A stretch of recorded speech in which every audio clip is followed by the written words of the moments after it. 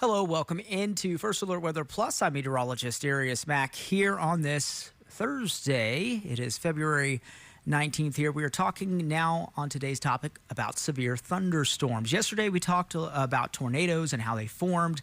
Today we're just going to discuss about severe thunderstorms and what exactly makes a severe thunderstorm. So thunderstorms are pretty common, but not all thunderstorms become severe. So what is the criteria for that? So we're going to take a little bit of a dive into that a little bit later, and then also talk about Severe Weather Awareness Day. That's this Saturday. Hopefully you can join us later this week. All right, so before we get into that, let's talk about severe risk categories. So the Storm Prediction Center, they have offices out in Norman, Oklahoma. They're part of the branch of the National Weather Service, and they're responsible for issuing out what we call outlooks for areas that could see severe weather. So in this case today, parts of the region, say towards the Ohio River Valley, they are under a risk for severe weather.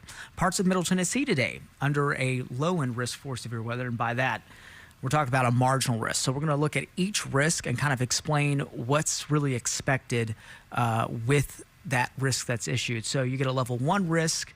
So there's 5 threat levels. 1 out of the 5 is considered the marginal risk, and that's what we have here in Middle Tennessee.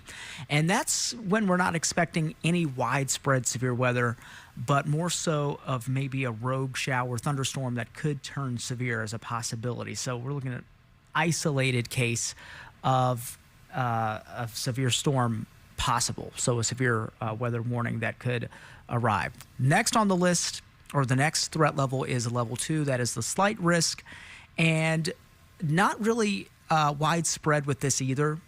You could still have some isolated severe weather chances with this, but it just turns more scattered as far as the coverage area that could see storms. So that's what kind of elevates that risk more so as opposed to a marginal risk. So some areas, again, in the Ohio Valley, under a slight risk of severe weather.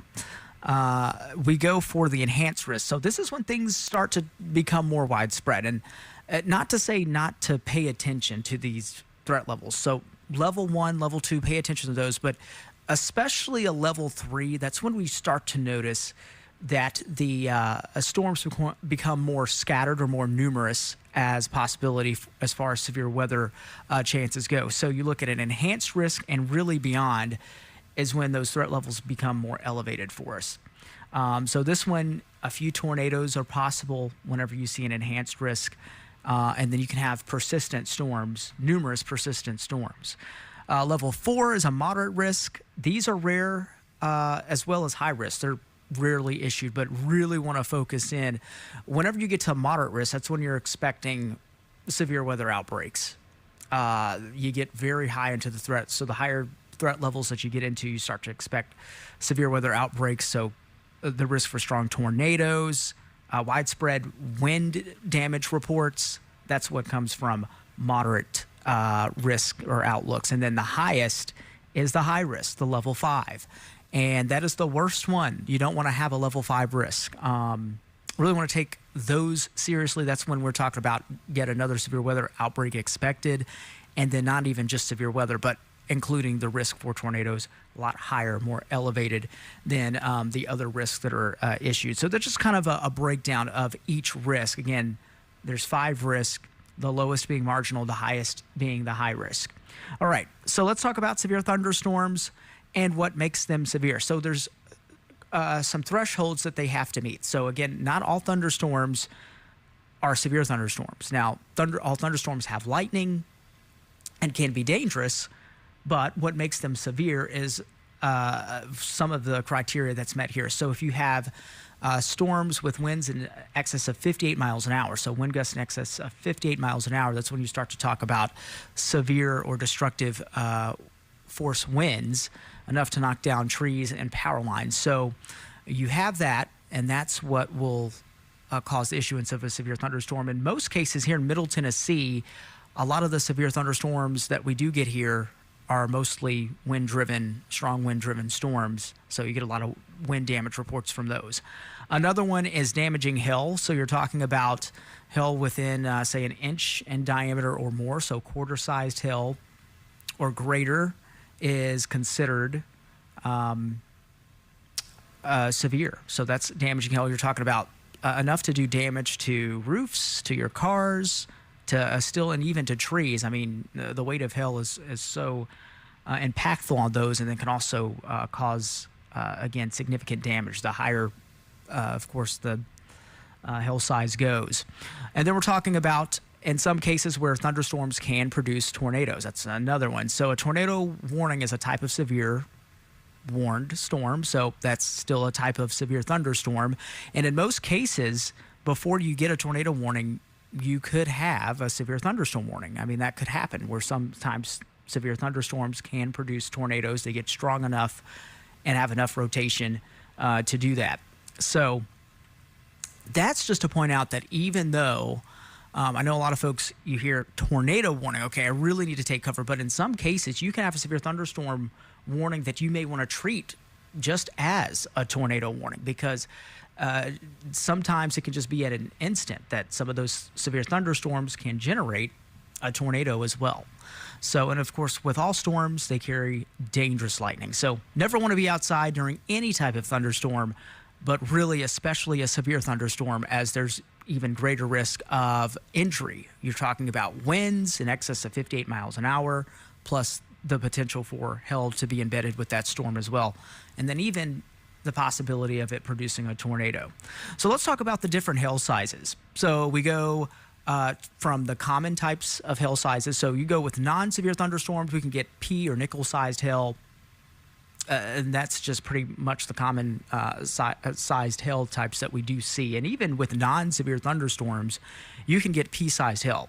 So, and there could be some cases where you can have pea-sized hail in a thunderstorm and then have 58 mile per hour winds or greater, and then that still makes it severe because you're dealing with that threshold of the damaging wind. So you can still have small-sized hail, but also strong wind and still make the storm pretty severe. So, and in other cases, you can have, and usually in most cases, though the winds are pretty intense, but you're dealing with the severe levels of hail. So that goes towards quarter-sized hail there. So again, an inch in diameter or more is where you start to reach those severe levels. And then we're looking at the pretty rare types here. So you look at golf ball-sized hail, and then it gets even larger than that, all the way up to baseball size hail, very rare.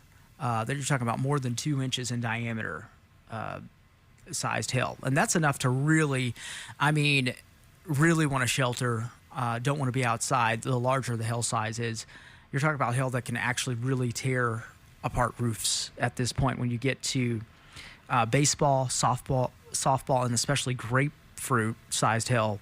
That's enough to really do, of course, tremendous damage when you're talking about hail sizes that big. So that's what we're looking at there as far as the hail sizes go. Of course, it is Severe Weather Awareness Week. So it's important to make sure that you have a severe weather preparedness plan and to always think about, do I have a plan ready? So do I know where to go? And then also in case of, because in cases it's what happens after the storm as well that can be just as dangerous. You can be knocked out of power for days. So it's really important to make sure that you have ways of communication and a severe weather kit, a survival kit, if you will, post-storm, because you may need things like a first aid kit, some canned food, water, tools, even some cash, a flashlight, things that will be handy, of course, because if you're knocked out of power after a storm, you don't know how long that's going to last. And then batteries, things like that. So these are just a few things on the list, but some of the things that I didn't list, you can see there: towels, duct tape, just kind of some essential things that would be handy in the event, again, and we're talking even after the storm, in case things do happen. It's really important to have a severe weather safety kit. All right, so I did mention a Severe Weather Awareness Week, but we're also talking about Severe Weather Awareness Day. And so that is coming up this Saturday. So you want to join us at Trevecca this Saturday, February 21st, and we'll all be there. And then, of course, some helpful information. You'll be able to learn and meet us, but also get some really fun and helpful information as well. So be sure to stop by. Look forward to seeing you all there. I will be there, of course. And be sure to, again, to just stop by and enjoy the event. All right, so this wraps up today's edition of First Alert Weather Plus. I'm First Alert Meteorologist Darius Mack here. And hope you guys are having a great day. It is a First Alert Weather Day. It looks like the storm timing is more so later into the evening and night time window, and the risk seems to be more focused towards our north as far as that severe risk goes. But of course, Chief Meteorologist Lisa Spencer is following that. Meteorologist Bree Smith is also following all of that as well. You can watch them on air as they'll be tracking and giving you updates in real time as well. And then, of course, meteorologist Dan Thomas will be in a little bit later to actually track those storms as well when they arrive. So be sure to tune into that, stay on top of the weather. I think, again, most of the day should be on the drier side, but can't rule out a few intermittent showers, and then those storm chances that will ramp up later into this evening and through tonight. All right. So everybody be safe, take care, and enjoy the rest of your Thursday.